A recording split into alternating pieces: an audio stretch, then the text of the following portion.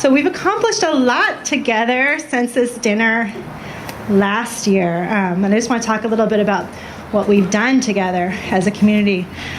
Together we were able to donate $35,000 to local nonprofits that support children in our community, like CASA, Digital Nest, Leo's Haven, and it's mostly through the efforts of Team Coco, our running, walking, and fundraising team. If you're on Team Coco, can you raise your hand so people can see you? Thank you, thank you, thank you for all that you do. These people are amazing.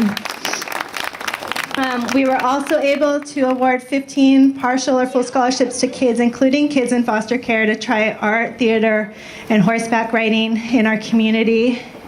And we grew our flagship program, Birthday Books from Coco, to reach 10 public schools, giving away 5,000 new books to students on their birthdays. It's really amazing.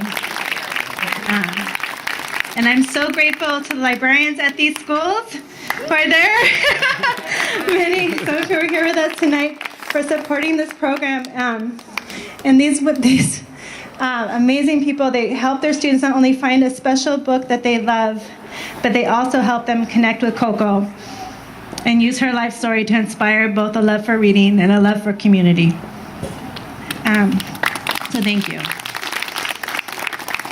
These librarians, they also tell me about the students who receive their books, which is something sometimes where we get so busy with the logistics of ordering the books and stamping the books and getting the books in the boxes that we forget about the kids who are actually getting them at the end of the day, and the difference that a book can make. So I wanted to share a letter from Megan, the librarian at Mar Vista School right here in Aptos, about one of the students at her school.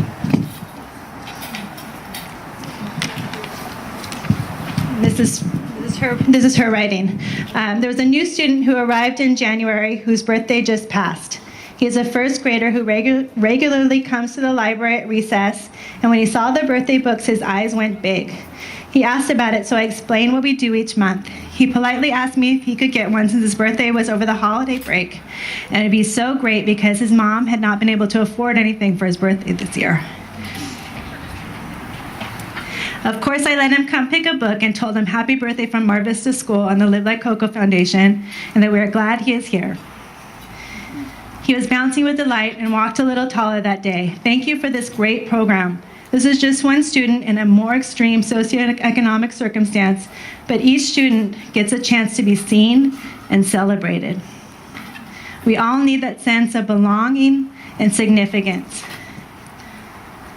And I just want to underscore that last line because I think I missed it the first couple times I read her letter, but we all need that sense of belonging and significance. And you know, someone asked me recently if I still talk to Coco, and the answer is I do all the time.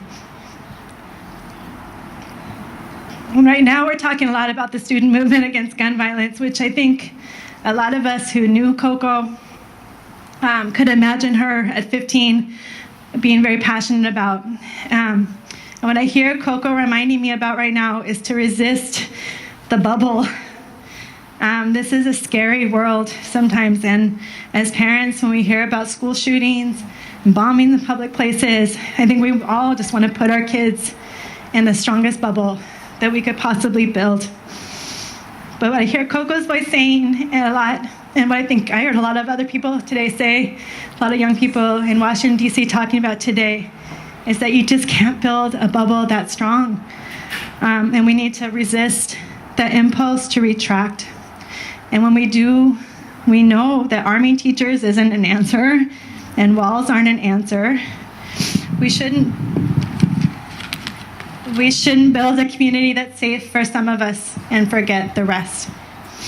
We need to build a community where we take care of everyone's kids and where everyone feels seen and every kid has enough to eat and sleep and can go to school and the doctor and pursue their dreams.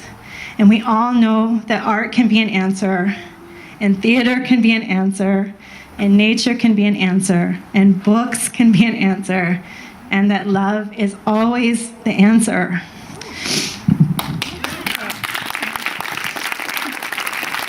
So, thank you. And thank you for being here tonight, and thank you for being part of the answer, and thank you for continuing to support this foundation and our family and Coco's memory.